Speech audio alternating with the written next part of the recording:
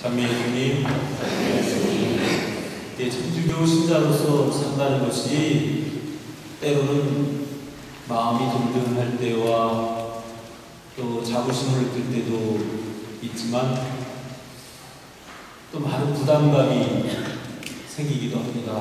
왜냐하면 신앙생활을 제대로 하려고 하다 보면 뭐 해야 할 것도 많고 지켜야 할 계명들도 많습니다.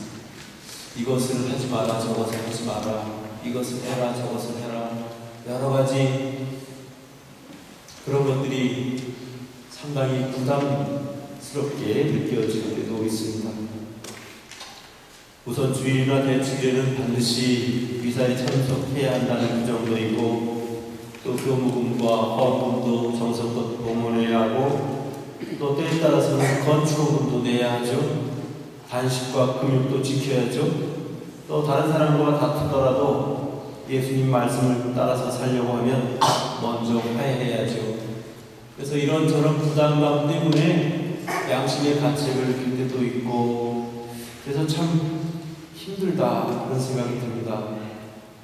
따지고 보면 신자 아닌 사람들에 비해서 지켜야 할 것도 많고 봉사해야 할 일도 많은 것 같아서 때로는 신앙인으로 사는 게 좀 억울한 생각이 들 때도 있습니다.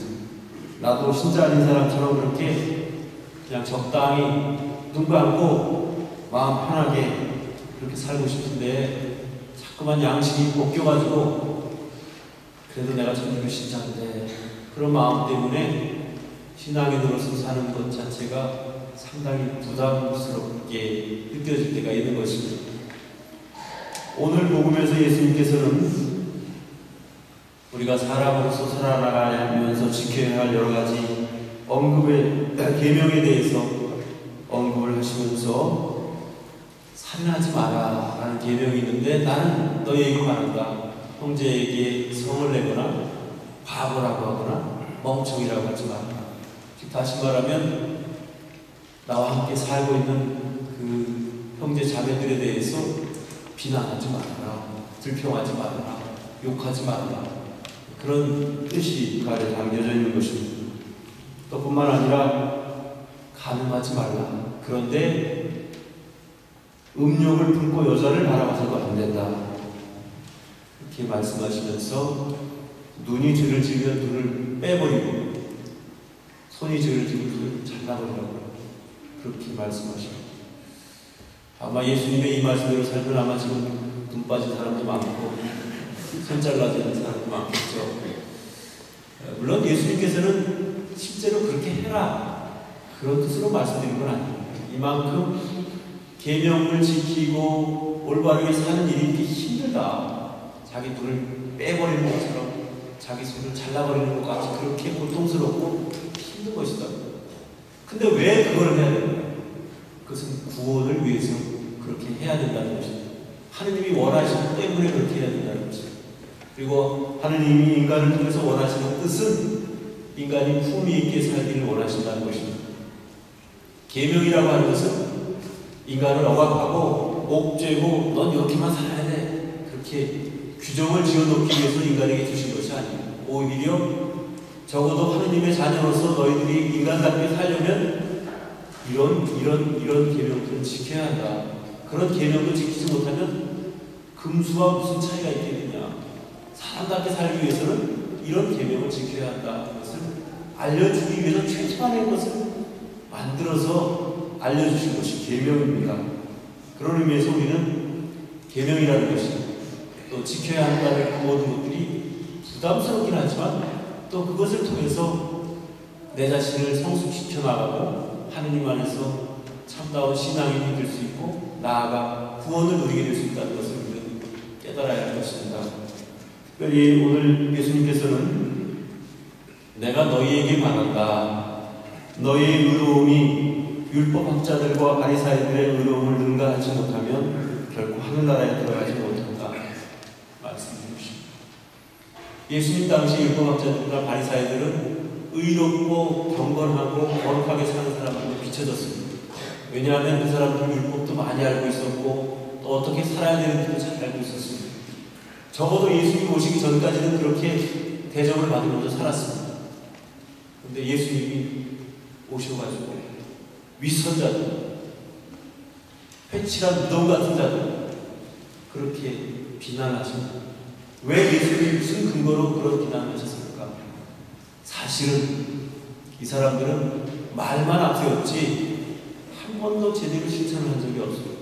그래서 규정은 많은데 그 규정을 자기는 예외적으로 생각하고 남들에게는 지키라고 말하는 그런 이중적인 잣대를 가지고 살았던 그런 사람들입니다.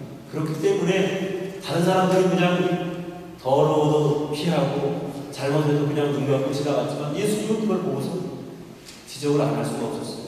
그래서 이 위선자들하고 이 회칠한 무덤 같은 사람들 이렇게 이야기했습니다. 그런데 그런 사람들보다도 의롭게 살지 못하면 하늘나라에 갈 수 없다. 그런 얘기. 오늘날의 말로 바꿔서 말하면 이런 겁니다.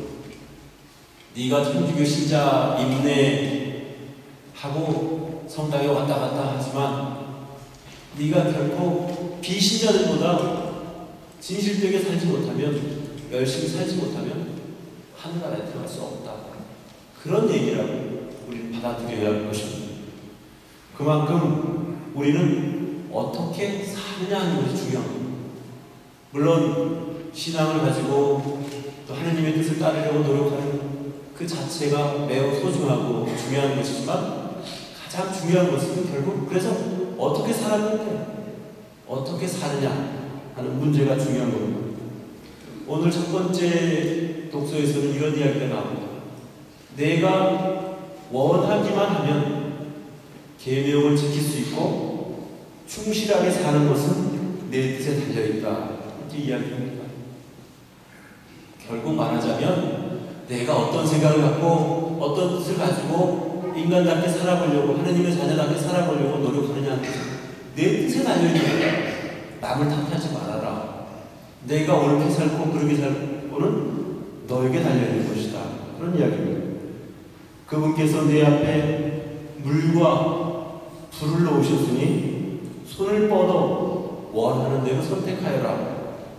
사람 앞에는 생명과 죽음이 있으니 어느 것이나 바라는 대로 받으리라. 결국 모든 것은 우리의 선택, 거기에 따른 달려있다는 것을 우리에게 알려주고 계시는 겁니다. 우리는 천주교 신자이면서도 세례명은 있으면서도 천주교 신자 같지 않게 살 수도 있어요. 그러나 힘들고 어렵고 뭐 해야 할 것도 많고 지켜야 할 계명도 많고 다른 사람들보다 훨씬 더 부지런히 살아야 하고 또 똑같은 사람 같이 잘못을 했더라도 우리는 다른 사람에게 표적이 될 수 있어요. 아유, 천주교 다닌다는 게 잘. 어떤 의미에서 우리가 장남이라는 위치가, 마다들이라는 위치가 하는 것도 없이 힘들고 사람들의 눈 때문에, 형제들의 그런 그 눈 때문에 힘들듯이 신앙을 가지고 산다는 것 자체가 어쩌면 세상에서 볼 때는 참 특이한 경우고 사서 고생하는 사람들처럼 느껴질지도 모를 겁니다.